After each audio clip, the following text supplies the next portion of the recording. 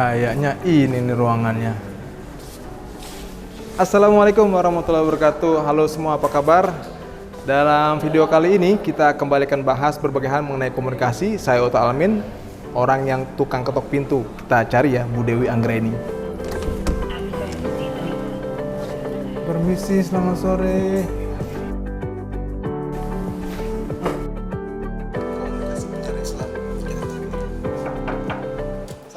Setelah menyelesaikan program doktoralnya di Universiti Kebangsaan Malaysia, Dewi Anggraini memutuskan menekuni dunia akademik dan fokus pada kajian isu media massa dalam perspektif Islam. Pernah bekerja sebagai jurnalis sejak 2003 hingga 2016, menjadikannya banyak belajar bahwa upaya menyuguhkan fakta sebuah berita tidak cukup dengan menampilkan unsur ataupun nilai berita kepada khalayak. Seorang pekerja media bertanggung jawab sebagai agent of change yang mampu membangun masyarakatnya dengan karya jurnalistik yang sehat. Ya, sehat. Alhamdulillah, Ya, apa kabar nih? Alhamdulillah baik-baik. Ya. Lagi Silakan Mas Ota. sibuk apa nih? Ini nih lagi nyiap, anak baru launching buku nih kemarin nih. Waduh. Anak-anak buku jurnalistik tuh, baca reportase Batik Handayani. Nah, kan? Keren. Ini anak-anak kita, memang dia nih foto jurnalistik tuh. Nah, ini ekspor buku ini karya-karya foto mereka kita bukukan. Jadi terbukti anak-anak memang sekarang Punya memang karya ya? Iya, punya karya. Gitu. Ini anak-anak KPI nih. Keren. Iya. Ada kabar apa nih Mas Ata nih? Tumben ya aku dikunjungin Mas Ata Itu nih. dia Bu. Nah, saya lihat tadi di depan ada pohon-pohon besar. Kita ngobrolnya di depan aja gimana? Mantap nih, memang KPI itu memang sejuk lingkungan. Boleh ya? Ya, Kita ke oke depan sih. ya? Ayo silakan.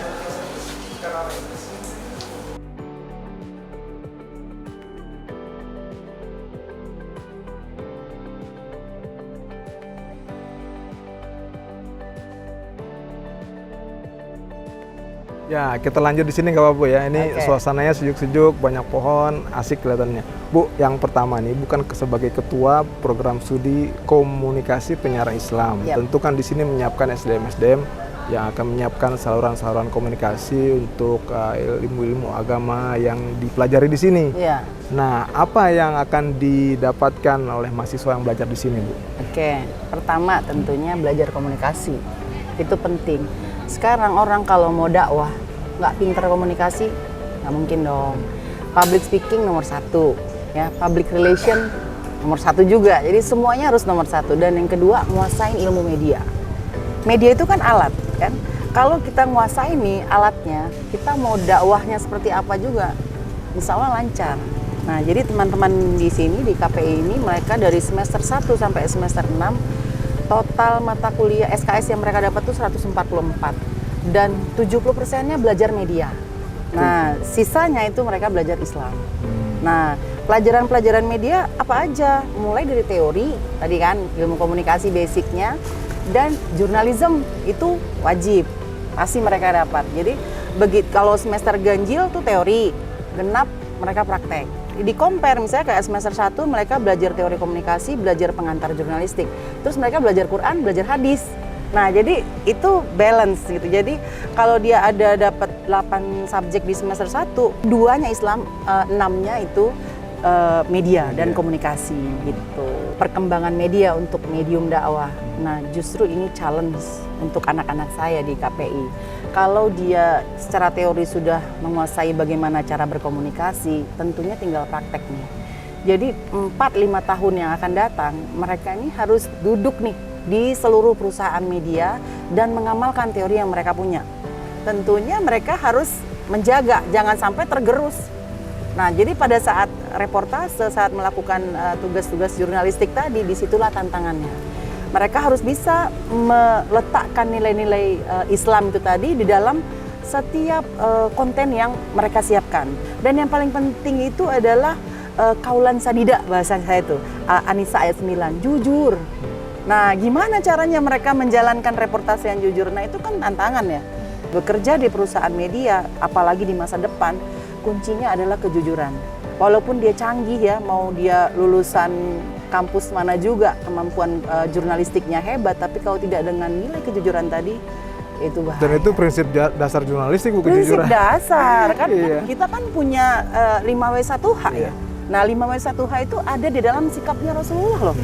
Kan 4 sifatnya Rasulullah itu diamalkan oleh jurnalis Islam. Kejujuran itu yang harus dia pertahankan. Jadi yang dipupuk, yang disiapkan di sini adalah pribadinya. Iya, karena betul. kan memang kalau lihat dari media sekarang kan media yang banyak penontonnya, pembacanya, penikmatnya ya media yang muatan-muatan tidak identik dengan agama lah gitu ya. Media-media agama bahkan nggak laku gitu ya. Ada anak kita yang memang bekerjanya tuh di perusahaan media, tapi nggak di Indonesia ada. Nah, saya tanya setelah 2 tahun lulus, apa yang kamu rasakan begitu kamu bekerja di sana? Benar Bu, apa yang Ibu bilang, kejujuran itu adalah nilai utama. Kalaulah saya nggak menjaga kejujuran, mungkin runtuh nih Bu iman Islam saya. Nah, itu curhatannya dia kan. Nah, situasi seperti ini yang harus kita pertahankan. Kalau jurnalistik secara umum kita belajar di kampus ya nilai-nilainya juga kurang lebih sama tentang kejujuran juga. Tetapi anak-anak yang belajar di KPI, nilai yang ditanamkan itu dasar-dasar Quran. Mungkin itu keunggulannya, kelebihannya. Jadi saat mereka keluar dari sini itu mereka pegang teguh. Sebagai seorang muslim dan saya bekerja sebagai jurnalis, apa yang harus saya pertaruhkan kalau saya berbohong, begitu kan? Dan gitu, itu memang sebenarnya challenge-nya. bertemu ya tadi sama prinsip-prinsip jurnalisme, Iya. prinsip-prinsip seorang muslim yang berakhlak mulia dengan prinsip-prinsip dasar jurnalisme. Iya. Nah, kalau misalnya sekarang ini kan eranya new media ya, bermunculan banyak kanal-kanal di media sosial, di media-media baru dengan berbagai macam konten, termasuk konten-konten agama gitu ya. Apakah ini jadi solusi atau alternatif atau bagaimana Ibu melihatnya? Nah, media baru ya, media baru itu panggung yang seksi lah bahasanya ya. Nah, kalau kehadiran media baru tentu posisinya tahu ya antara media sosial dan media massa itu 2 hal yang berbeda. Tetapi seringkali khalayak ramai melihat ini satu yang sama, kan media juga gitu kan. Tapi bahkan sekarang malah jadi referensi utama. Betul kan, kayak banyak banget di Instagram atau di media sosial itu yang beritanya tuh jadi rujukan bagi orang. Kayaknya ini lebih akurat dibandingkan yang ada di media massa. Nah itu tadi, kenapa media massa sampai ditinggalin? Karena dia kehilangan kejujuran tadi. Jadi yang udah dia kedepankan fulus tadi kan. Nah kenapa media baru jadi diminati oleh zaman pada hari ini, terutama Gen Z lah ya, bahasa kita kan Gen Z sekarang. Nah cepat, pasti cepat, udah gitu fakta lah, dia singkat pendek, orang nggak suka yang panjang-panjang kan. Yang ya media massa pada hari ini kan orang udah senangnya lebih ke audio visual, nggak bisa dipungkiri itu kan. Kalau dia muncul dalam bentuk audio visual, orang lebih senang daripada baca koran, baca portal. Nah kalau di media baru dia buatkan lead saja sedikit. Nah kan sekarang banyak ya media portal ini dia juga di website, tapi dia juga taruh di dalam media sosial. Kalau nggak begitu kan orang nggak masuk ya, nggak masuk ke media itu, nggak klik media itu. Nah inilah mungkin peranannya. Sekarang teman-teman juga ini jadi pekerjaan baru ya. Ada orang-orang yang ditugaskan untuk mengawal si media sosial itu. Tugasnya untuk apa? Untuk mempromosikan liputan-liputan yang udah dibuat oleh kanal-kanal ataupun si audio visual tadi. Jadi kalau ke depan justru anak-anak yang sudah belajar di KPI ini ruangannya lebih luas.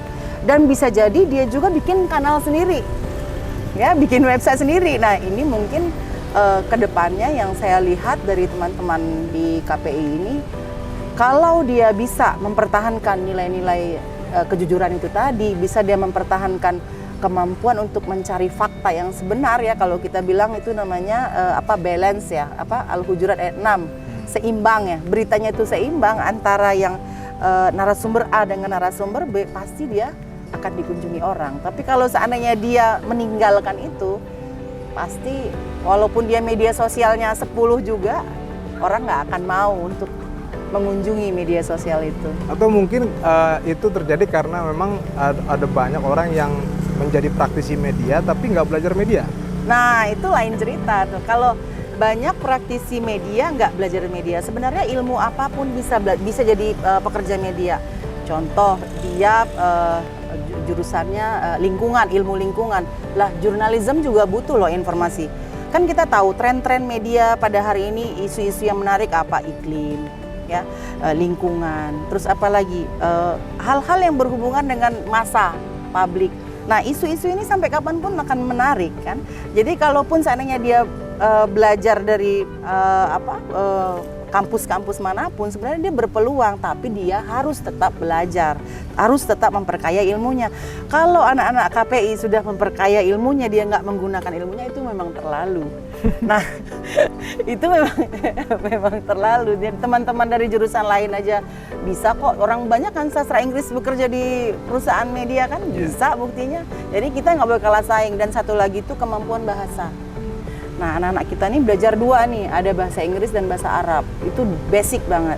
Jadi kalian nanti bisa belajar jadi jurnalis itu di negara lain, bukan di sini. Dan itu yang akan menjadi medium dakwah kalian. Jadi karena kalianlah menjadi jurnalis, begitu kalian menjadi jurnalis, otomatis nanti kalian akan menjadi juru dakwah.